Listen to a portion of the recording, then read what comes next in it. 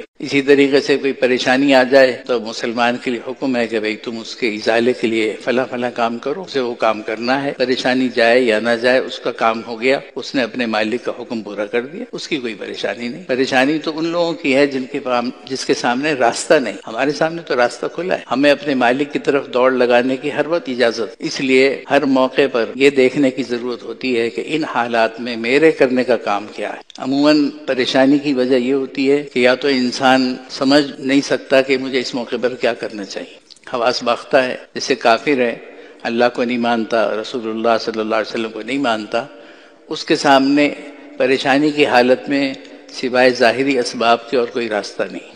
اگر وہ اس کو مل گئے تو ٹھیک، ورنہ وہ خودکشی کرتا ہے یا کسی اور مرض کا شکار ہوتا ہے یا حواس باختہ ہو کے پھرتا رہتا ہے۔ لیکن مسلمان کے سامنے تو کوئی رستہ بند نہیں ہے، اس کو تو اللہ جل جلالہ نے موقع دیا ہوا ہے کہ تم اپنے اختیار کو دیکھو، جو تمہارے اختیار میں ہے وہ کرو۔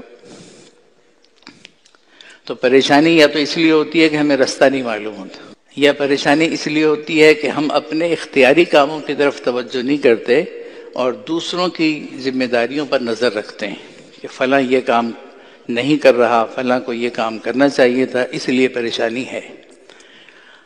لیکن ہمیں دین نے یہ سکھلایا ہے کہ انسان اپنے آپ کو دیکھے۔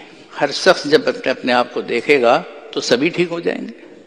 ایک دوسرے پر انگلیاں اٹھائیں گے تو سب ایک دوسرے پر الزام تراشی کرتے رہ جائیں گے، اور اپنی اپنی گردن میں جھانکیں گے تو اصلاح کا راستہ کھل جائے گا۔ تو ملک کے حالات اگر سے اس وقت تشویشناک بتائے جاتے ہیں، لیکن مایوسی کی کوئی بات نہیں ہے۔ جو کرنے کا کام ہے اگر وہ کر لیا جائے تو حالات کی تبدیل ہونے میں پلک جھپکنے کی دیر ہے۔ کبھی سخت بارش، کبھی سخت گرمی کا موسم ہوتا ہے اور لو چل رہی ہوتی ہے، یا بارش برسے ہوئے عرصہ گزر جاتا ہے تو اللہ تعالیٰ کی حضور میں انسان استسقاء کی نمازیں پڑھتا ہے، دعائیں کرتا ہے، تھوڑی دیر میں بادل آتے ہیں، جل تھل ہو جاتا ہے۔ تو اللہ کی طرف سے حالات کے تبدیل ہونے میں کوئی زیادہ لمبا وقت کی ضرورت نہیں ہوتی ہے، جب وہ حکم فرما دیتے ہیں تو فوراً تبدیلی آتی ہے۔ لیکن دنیا چونکہ امتحان گاہ ہے، اس لیے یہاں حالات تو پیش آتے ہی ہیں۔ اب ہمارے سال کا اختتام ہے، ہمارے طلبہ موجود ہیں، تو ان کا سالانہ امتحان قریب ہے۔ تو اب اس وقت ان کے کرنے کا کام یہ ہے کہ فضولیات سے اپنے آپ کو بچائیں، اپنی کتابوں کی طرف توجہ دیں، جو وقت فرصت کا ملتا ہے اس کو اپنے پڑھے ہوئے کو یاد کرنے میں، مطالعہ کرنے میں لگائیں۔ یہی ان کے امتحان کی کامیابی کا راستہ ہے۔ تو پریشانی کی کوئی بات نہیں، ہاں سوچتے رہیں گے تو پریشان رہیں گے۔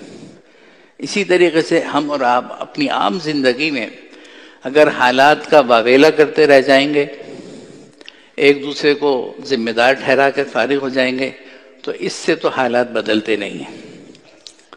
اپنے اختیار پر ہمیشہ نظر کرنی چاہیے۔ یہ ایک اصول ہے، قرآن و حدیث سے مستنبط ہے، ہم نے اپنے بڑوں سے سنا ہے کہ جب بھی کوئی حال، کوئی واقعہ، کوئی ذمہ داری سامنے آئے تو یہ دیکھو کہ میرے ذمے کیا کام ہے، مجھے کیا کرنا ہے۔ اب آپ کے سامنے یہ اتنا بڑا ادارہ ہے، ایسے ہی تو نہیں چل رہا، لیکن ہر شخص اپنی ذمہ داری پوری کرے گا تو کام چلتا ہوگا۔ اگر ہر شخص دوسرے کو دیکھتا رہ جائے گا، اپنے کام چھوڑ دے گا، تو بہت سی کمزوریاں سامنے آتی جائیں گی اور کام ٹھپ بھی ہو سکتا ہے۔ تو اسی طریقے سے ہمیں ہر موقع پر اپنی ذمہ داری کو اور اپنے کرنے کے کام کو دیکھنا چاہیے کہ ہم کیا کر سکتے ہیں۔ یہی وجہ ہے کہ آپ گزشتہ جمعوں میں بیانات سن رہے ہیں، حضرت دامت برکاتہم یہ فرما رہے ہیں کہ ہم اپنی فکر کریں، علیک بخاصۃ نفسک۔ وجہ اس کی کیا ہے؟ جب ہم میں سے ہر شخص اپنی ذمہ داری کو دیکھنے لگے گا اور اس کی کوشش کرے گا اور اپنے طور پر اللہ تعالیٰ کے سامنے گڑ گڑائے گا، تو یہ رستہ کھولنے کا ذریعہ ہے، حالات بدلنے کا ذریعہ ہے۔